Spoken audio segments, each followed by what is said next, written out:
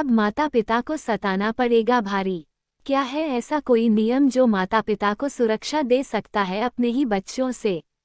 जानने के लिए वीडियो को पूरी देखें और हमारे चैनल पर पहली बार आए हैं तो चैनल को सब्सक्राइब करें जिससे आपको हमारी वीडियो की अपडेट मिलती रहे।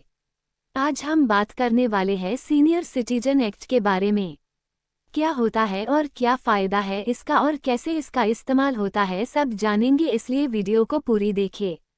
बुजुर्ग माता पिता अपनी संपत्ति वापस भी ले सकते हैं। उनके इस अधिकार को लेकर देश के 2 हाईकोर्ट ने फैसला सुनाया है। बॉम्बे हाईकोर्ट का फैसला। कोर्ट ने एक मामले में बेटे को मां का घर खाली करने का आदेश दिया। मां ने बेटे को फ्लैट गिफ्ट डीड के तौर पर दिया था। उसके बाद बेटे के हाव भाव बदल गए। वह मां से बदसलूकी करने लगा, जिसके बाद मामला हाईकोर्ट पहुंचा और बेटे को मां की प्रॉपर्टी से बेदखल कर दिया गया। मद्रास हाईकोर्ट का फैसला। कोर्ट ने एक मामले में फैसला सुनाते हुए कहा कि अगर माता पिता को लगता है कि उन्हें बिना प्यार और सत्कार के रखा जा रहा है तो वो एकतरफा तरीके से बच्चों के नाम की गई संपत्ति के विल को वापस ले सकते हैं। कई बार ऐसी खबरें आती हैं जिसमें माता पिता की प्रॉपर्टी मिलने के बाद बच्चे उन्हें घर से निकाल देते हैं और मेंटेनेंस का पैसा भी नहीं देते। माता पिता के पास संपत्ति को लेकर क्या अधिकार हैं? संपत्ति वापस लेने की क्या प्रक्रिया है? मेंटेनेंस न मिलने पर कहां शिकायत कर सकते हैं? जरूरत की खबर में आज इन सब पर बात करेंगे। सवाल। पहले जानते हैं कि प्रॉपर्टी कितने तरह की होती है। जवाब। प्रॉपर्टी 2 तरह की होती है।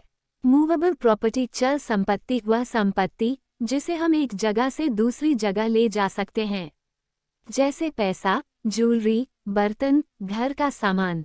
ऐसी प्रॉपर्टी को मूवेबल प्रॉपर्टी कहते हैं। अमूवेबल प्रॉपर्टी अचल संपत्ति, वह संपत्ति जिसे हम एक जगह से दूसरी जगह नहीं ले जा सकते हैं, जैसे जमीन, घर, प्लॉट। ऐसी प्रॉपर्टी को अमूवेबल प्रॉपर्टी कहते हैं।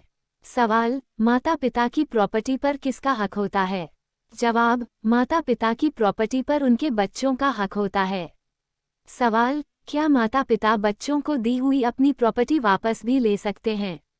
जवाब। कानून ने माता पिता को यह अधिकार दिया है कि अगर उनका बच्चा उनकी देखभाल नहीं करता या फिर उन्हें सताता है तो वो उन्हें दी हुई प्रॉपर्टी वापस ले सकते हैं। भारत के कानून में इसके लिए सीनियर सिटीजन एक्ट भी है। सवाल। सीनियर सिटीजन एक्ट क्या है? जवाब। सीनियर सिटीजन के संरक्षण के लिए यह एक्ट 2007 में लागू किया गया था।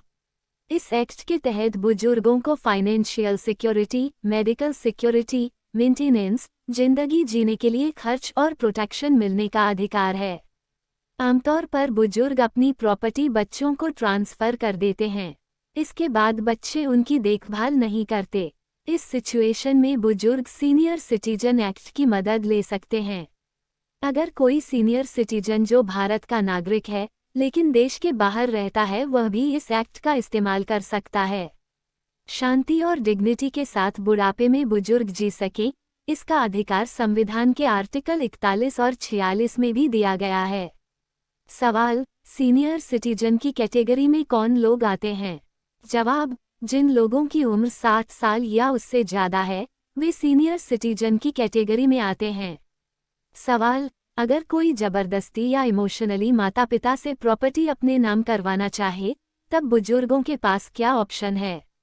जवाब। बुजुर्ग माता पिता से प्रॉपर्टी जबरन अपने नाम लिखवाना अपराध है। इसकी शिकायत 2 तरीके से कर सकते हैं। पुलिस में शिकायत। उस बेटे या बेटी के खिलाफ इंडियन पीनल कोड की धारा 350, 379, 506 के तहत आपराधिक मामला दर्ज होगा। Welfare tribunal. ऐसे मामलों की शिकायत के लिए हर राज्य में स्पेशल ट्रिब्यूनल होता है जो सब डिविजनल अधिकारी यानी एसडीओ की रैंक के ऑफिसर की निगरानी में काम करता है।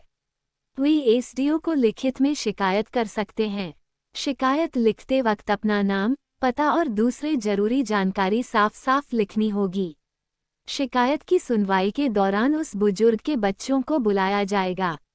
सवाल। अगर किसी बच्चे ने अपने बुजुर्ग माता पिता को डरा धमकाकर प्रॉपर्टी अपने नाम करवा ली है तब उनके पास क्या ऑप्शन है?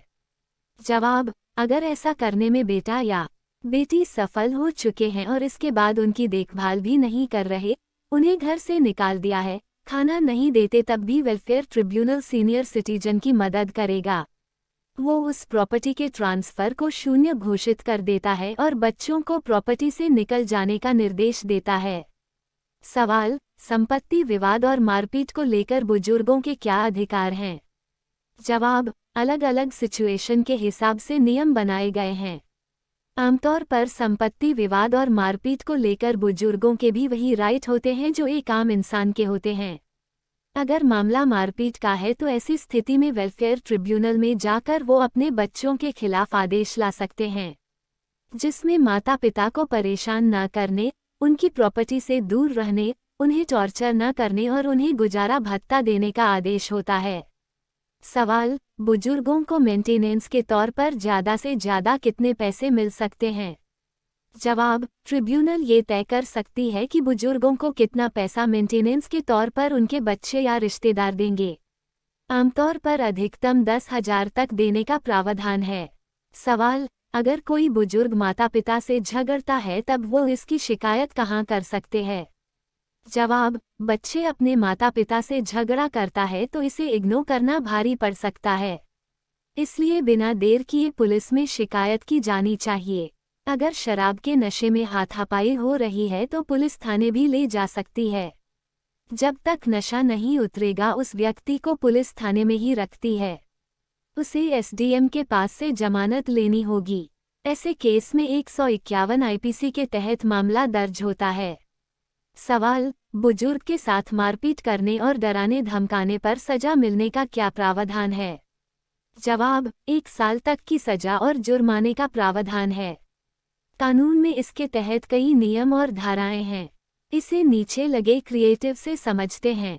सीनियर सिटीजन एक्ट का इस्तेमाल बुजुर्ग 5 सिचुएशन में कर सकते हैं। बेटा या बेटी या बहू प्रताड़ित करते हैं। बेटा बहू संपत्ति हड़पना चाहते हैं। बच्चे बुजुर्ग माता पिता को मेंटेनेंस नहीं देते। बच्चे उनके साथ मारपीट करते हैं। बच्चे या बहू उन्हें शांतिपूर्वक जीने नहीं देते। बुजुर्गों को सताना पड़ेगा भारी आईपीसी की इन धाराओं के तहत। मिलेगी सजा। धारा 294, गाली गलौज करने वाले पर यह धारा लगती है। अगर कोई व्यक्ति पब्लिक प्लेस पर किसी को अब्यूज करता है तब जेल हो सकती है। धारा 323, अगर कोई व्यक्ति जानबूझकर सामने वाले को चोट पहुंचाता है तो कुछ समय के लिए जेल होती है। जेल में रहने की अवधि 1 साल की हो सकती है। 1000 रुपये जुर्माना भी लगता है। धारा 352, जब कोई व्यक्ति किसी पर हमला करता है या ताकत यूज करता है तो जेल हो सकती है। इसकी सजा ज़्यादा से ज़्यादा 3 साल तक होगी। इसमें भी सजा के साथ जुर्माने का प्रावधान है। धारा 506, आपराधिक धमकी देने पर यह धारा लगाई जाती है। जेल के साथ जुर्माने का प्रावधान है। अगर इस धमकी की वजह से चोट या मौत हो जाए तब जेल की अवधि बढ़ा दी जाती है। आशा करते हैं आपको ये जानकारी पसंद आई होगी। ये वीडियो में जो भी जानकारी बताई गई है जो दैनिक भास्कर न्यूज की है, जो उन्होंने अपने आर्टिकल ज़रूरत की खबर में बताई है। हमारा इस वीडियो को बनाने का मकसद केवल इतना है कि उन लोगों तक ये वीडियो पहुंचे जिनको इन सब के बारे में कोई जानकारी नहीं है और वो अपनी सुरक्षा के लिए लड़े और